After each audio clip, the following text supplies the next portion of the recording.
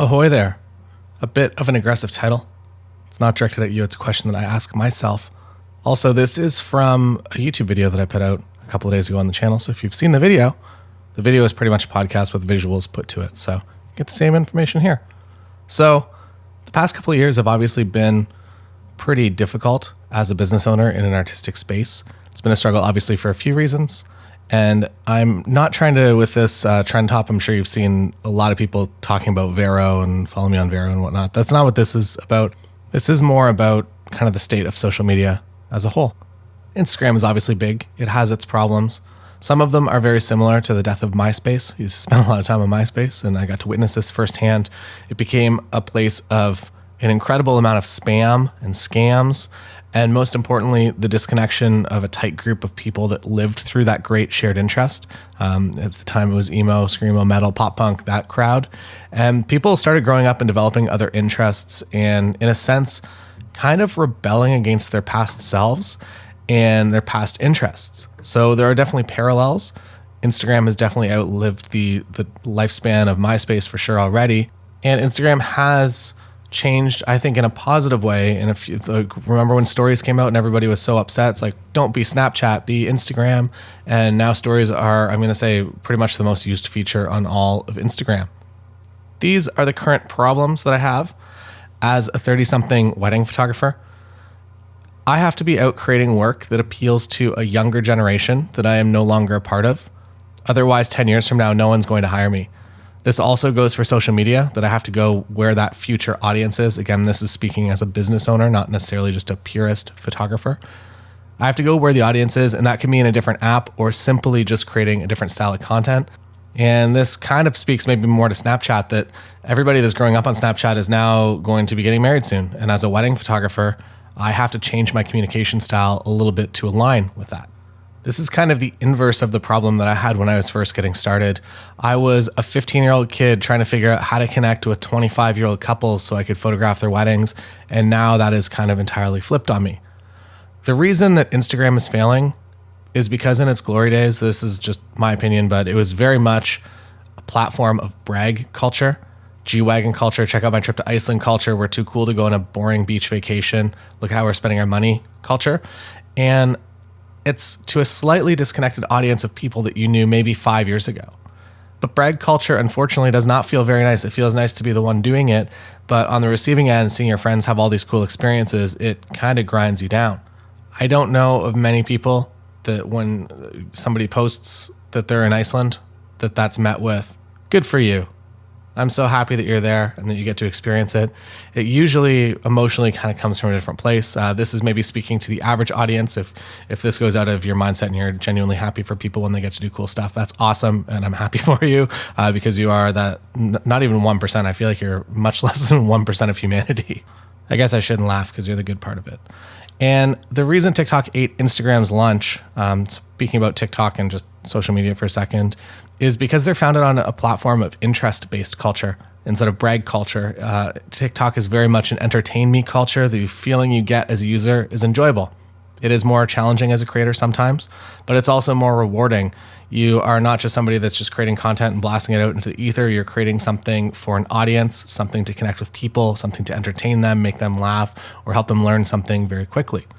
Interest-based social media is the shift, probably of our, maybe this kind of 20-year period, that it used to go from just all of these loose connections that you kind of knew from high school or whatever, and you've been following each other on Instagram, and the only reason that you're still friends is because you knew each other 5-10 years ago.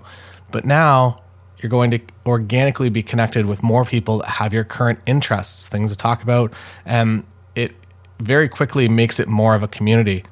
So say they throw you a top performing Formula One video that is popular with an F1 audience and they just kind of give it a try. They're like, are you into that? And if you watch it, they give you a few more. It learns what you enjoy. It learns how much of that you enjoy. If you don't want to be watching those videos all the time, if something is a little bit more important to you, it will learn that over time. It also has lookalikes. It knows that you are very similar to this other person and this other person enjoys this style of content. Maybe we'll throw one your way and see how you react to it. It creates a very curated experience to keep you on the app. Instagram is now trying to bring this in and showing you content from people that you don't know. In some cases, your feed is probably primarily people you don't know. This is more commonly accepted on TikTok, and it is definitely being met with rejection from people on Instagram. Instagram is kind of that, I would say maybe a slightly older audience. Facebook is maybe the older audience of that. I speak as not a core user, but a pretty regular Facebook user. And the older users definitely resist change. And I feel like Instagram feels that as well. And when they do something like start organizing your feed by people you don't know and in a non-chronological direction, it gets people a little upset, a little bit angry with the platform. A great example of this, I was watching BJ Novak's new movie last night, Vengeance. And one of the scenes, Ashton Kutcher asked BJ to name his favorite music artist right now. And BJ Novak's just kind of a slight stutter pause. And Ashton Kutcher says that I bet he's a playlist guy, speaking to BJ.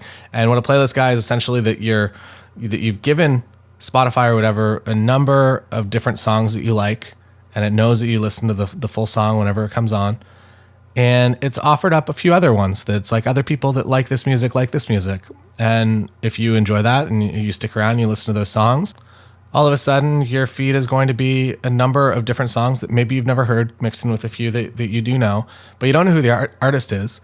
And if you don't know who the artist is and you're not actually listening to their full collective work, the idea is basically that you're just listening to your own interests echoed back at you. Obviously, you very much enjoy that style of content, but you're not really going to fall in love with a specific artist over time.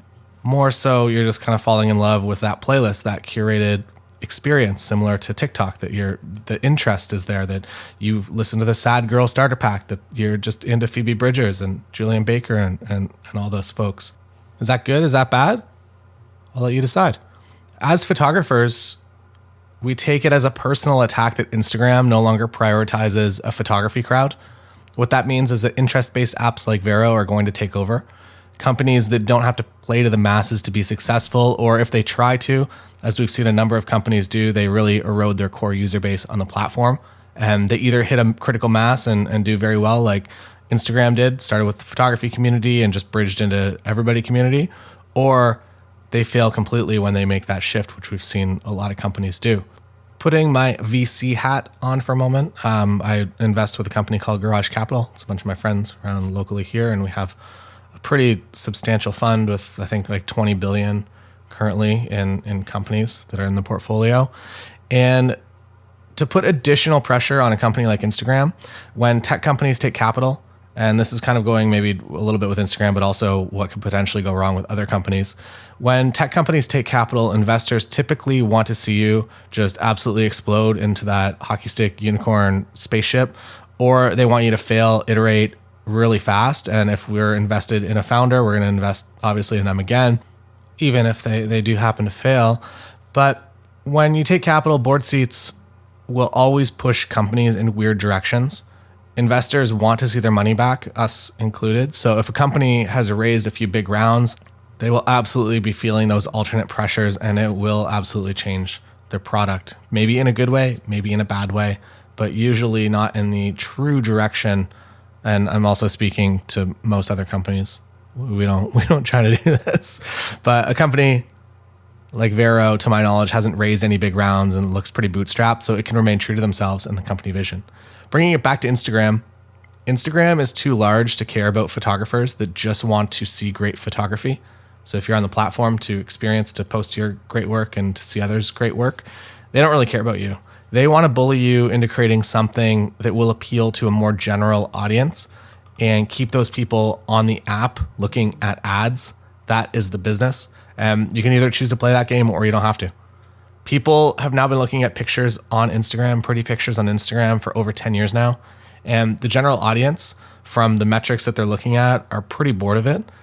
Instagram does have to progress in order to keep people's attention, which again is what gets them paid. When they have the attention, they get paid. For a YouTube example, if you're a YouTube viewer, 10 years ago, if you uploaded a long form video of your everyday normal life, of you doing absolutely nothing, like you get a coffee. It's not about photography. It's not about anything. You get coffee, you see a friend, you skateboard. That would probably get at least a couple thousand, maybe 10,000 views. I know a bunch of people in that era were doing daily vlogs and just getting maybe 100,000 views every single day. That aspect of YouTube has kind of progressed out of that if you build one of those videos now, no one's really going to watch it. You need to create something with a good hook and a good thumbnail, and it has to be about something. It has to potentially either give value to the person watching or it has to entertain them. And that bar has absolutely been raised. And that's kind of the progression of the YouTube experience. Now the question is, who is your audience? If it's other photographers, maybe a place like Vero is a nice spot to be, that you'll find community there, a place of belonging, and that feels very nice. If you are looking for potential paying clients and couples and jobs that actually bring you money, you might have to play a bit of a different game, one that's not just for you. Rather than brag culture, we kind of have to reframe it, and you don't have to dance for people and do dumb skits. But as a business owner, I think it's important to reframe it as, how can I help you culture? When you're creating content on any platform, think about how you can help even one single human being with that post, hopefully somebody that's your ideal client or your ideal couple. When you're regularly showing the value that you can create, the dollars will start to organically find you a lot more often. And to circle back to the title, the aggressive title of this is that's how you get people to care about your work. You make work that genuinely helps them in some way. So what game are you playing? Are you playing to belong to a certain community, to be appreciated by that community? Or are you playing a game to make a living at this photography thing? Either way, creating content of true value is the best way to connect with people and jobs. So get out there and create content that really matters, because we all consume enough useless content every day. And if you want to see some truly useless content, come by the YouTube channel. Sony Rejected Pilot went up on August 24th.